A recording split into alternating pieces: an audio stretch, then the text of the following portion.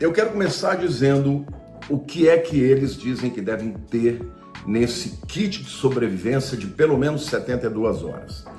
Água potável, lanterna e pilhas sobressalentes, carregador portátil para celulares, kit de primeiros socorros e medicamentos essenciais. Aqui nós incluímos tanto os medicamentos que são de uso para todo mundo, como analgésicos, anti-inflamatórios, talvez até algum tipo de antibiótico, para que uma pessoa que esteja ferida e fora da sua casa possa tomar para evitar infecções, mas também os medicamentos de uso recorrente por causa de doenças crônicas, como por exemplo, o indivíduo que tem diabetes, o indivíduo que tem hipertensão e outras doenças crônicas. Tudo isso tem que estar dentro de um kit, né, de emergência, para que a pessoa tenha acesso fácil. Num eventual bombardeio, que a casa fica completamente bagunçada, a pessoa não vai achar os remédios depois que isso aconteça, né? Eles falam também, né, de rádio a pilhas ou manivelas, porque num caso de um ataque, a internet cai e a única maneira das pessoas receberem notícias, né, e até direcionamento dos governos seria através do rádio, né? Eles falam também sobre a importância de ter os documentos importantes, como passaporte, documento de identidade dentro da comunidade europeia, né? Tanto em papel quanto digitalizados. E, por último lugar, dinheiro vivo, né? Dinheiro em numerário. Agora, quais são os motivos que estão sendo usados, né, pela União Europeia para advertir os seus cidadãos? Eles querem preparar a população perante ameaças híbridas, tá? Que vão gerar uma interrupção no fornecimento de eletricidade e também ataques cibernéticos. A gente sabe que hoje a guerra ela pode ter diversos vieses, né? Ela pode ser uma guerra que tenha mesmo vias de fato, como bombas, mísseis, não é? Que podem acontecer não só entre Ucrânia e Rússia, que já estão acontecendo, mas pode extrapolar para outros países, porque agora, na medida que os Estados Unidos estão tentando fazer a paz, né, propondo paz, vamos dizer assim, a paz proposta pelos americanos vai ter uma custa muito grande para a OTAN e, sobretudo, para a Ucrânia, né? Então, eles não estão concordando muito com isso e estão começando a entrar de uma maneira mais efetiva no conflito, como, por exemplo, a França querendo mandar tropas efetivas de soldados para combater na Ucrânia. Isso pode evoluir para uma terceira guerra mundial, né? Ataques cibernéticos são comuns, né? Uma bomba, por exemplo, de impulso eletromagnético frita completamente a internet e todos os serviços que dependem do GPS, da internet, vão ficar completamente destruídos, né? Fazendo com que as pessoas tenham que voltar a viver de maneira analógica, né? E, portanto, o radinho de pilha e daí por diante. Quero dizer também que o aumento das tensões, né, entre Ucrânia e Rússia e as nações da OTAN estão realmente complicando a situação e aumentando muito a possibilidade de uma escalada na guerra e isso acabar chegando a um conflito de proporções mundiais, né? Bom, a verdade é que a situação, gente, está ficando cada vez mais difícil. Porque eu vou dar uma explicação para vocês aqui sobre como o mundo hoje se divide do ponto de vista geopolítico. Nós temos hoje um novo modelo de Guerra Fria, tá? De um lado, os Estados Unidos, que estão lutando para manter a sua hegemonia no mundo, não só econômica, comercial, mas também bélica, né? Os Estados Unidos ainda são o xerife do mundo, mas cada vez mais para os Estados Unidos está ficando muito custoso manter, né, a paz no mundo.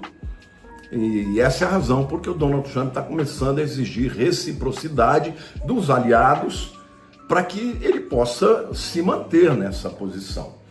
Do outro lado, nós temos a China como o grande adversário econômico do mundo. Mas a China, ela tem como aliados países poderosos, como por exemplo a Rússia, porque se a China não tem o poder bélico dos Estados Unidos e da Rússia, embora ela está se reforçando muito, mas não tem ainda, eles têm o poder econômico. E o poder econômico é um poder extraordinário para entrar nas nações, para fazer novos aliados comerciais, como eles estão fazendo. Estão entrando aqui no Ocidente, no quintal dos Estados Unidos. Mas eles são aliados da Rússia, que tem o poder bélico, que por sua vez é aliada também do Irã. Por quê? Porque o Irã é quem envia muitos e muitos, centenas, talvez milhares de drones para a guerra da Rússia contra a Ucrânia. Então vejam que coisa, como está ficando complicado, gente, porque o Irã, por sua vez, é o principal mentor, né, da guerra contra Israel. O Irã estava por detrás da invasão do Hamas, né, de 7 de outubro de 2023. O Irã está por trás do Hezbollah, o Irã está por trás dos Houthis no Iêmen. E os Estados Unidos estão se levantando. Donald Trump não brinca em serviço. Ele atacou o Iêmen, ele atacou o Irã, já atacou a Síria quando precisou, na época do ISIS, ou seja, agora o Donald Trump, não os Estados Unidos, né? O Donald Trump na época dele não teve guerra nenhuma. Mas assim, os americanos, eles precisam intervir no mundo em função do seu poder e da sua capacidade, como também do papel que eles têm diante dos aliados. Ele é o xerife, ele é o pai de todos, é quem está realmente dando a proteção. Agora, cada vez mais essa tensão está subindo porque os inimigos do Ocidente, os inimigos do mundo livre, eles estão mostrando as suas garras e não estão querendo abrir mão. Então está ficando perigoso, gente. Os Estados Unidos agora recentemente atacaram o Iêmen, atacando os Houthis. O Trump, tão logo ele assumiu a presidência, ele mandou uma carta para o Ayatollah Ali Khamenei, que é o chefe supremo do Irã, dizendo: olha, eu quero fazer um acordo de paz com você, que envolva vamos dizer, um acordo novo na questão nuclear, porque nós não vamos admitir que vocês tenham uma bomba nuclear, ou que enriqueçam o urânio para, obviamente, ter o poder atômico. E ele fez uma ameaça muito grande. E já sabemos que o Irã respondeu de maneira positiva, dizendo: olha, eu não vou conversar com vocês diretamente, mas nós vamos usar os chamados proxies, vamos usar intermediários, amigos nossos que conversem com os Estados Unidos. E, obviamente, a gente pede a Deus que dê tudo certo, que eles cheguem a um bom senso, né, em que o Irã pare de enriquecer o urânio, né, a ponto de poder desenvolver a arma atômica, mas a gente não confia muito nisso. Recentemente saiu um vídeo na internet postado pelo próprio Irã, em que autoridades do Irã estavam passando de carro dentro de um bunker a 80 metros de profundidade, mostrando um arsenal extraordinário de mísseis, querendo dizer para o mundo: olha, nós não somos mais criancinhas, nós temos condições de fazer uma guerra. Agora, isso afeta diretamente Israel, mas afeta diretamente os Estados Unidos. Então, o Donald Trump, como não brinca em serviço, e todo mundo sabe disso, já mandou uma carta dizendo: olha, se vocês não quiserem a paz, vocês vão ser atacados. Não falou de maneira clara desse jeito, mas vamos dizer, vocês não vão gostar da alternativa, né? Então, a verdade, gente, que está escalando. A situação geopolítica está escalando no mundo. O próprio Estados Unidos está tendo também uma dificuldade com os aliados, sobretudo com a OTAN, os países da Europa. Por quê? Porque ele disse assim: olha, eu vou explicar para você porque que nós temos 20 trilhões de dólares de déficit. Porque nós estamos bancando o mundo, então eu quero reciprocidade nas questões de taxa dos produtos americanos, porque os meus produtos, o Donald Trump diz, entram e são sobretaxados. E os produtos de vocês entram aqui com uma taxa pequenininha. Ele está 100% de razão. Mas a verdade é que o mundo está vivendo uma tensão cada vez maior. E nós precisamos orar, irmãos, para que nós tenhamos ainda uma janela aí de oportunidade, de paz e que vença aqueles que lutam pela liberdade e que lutam pela democracia, porque a tirania não é bom para ninguém. Então é isso. Eu quero que você escreva aqui nos comentários as suas perguntas, até para que isso dê um ensejo para eu fazer outros vídeos nessa direção. Mas você saiba que hoje a situação geopolítica do mundo nunca esteve tão próximo de uma terceira guerra.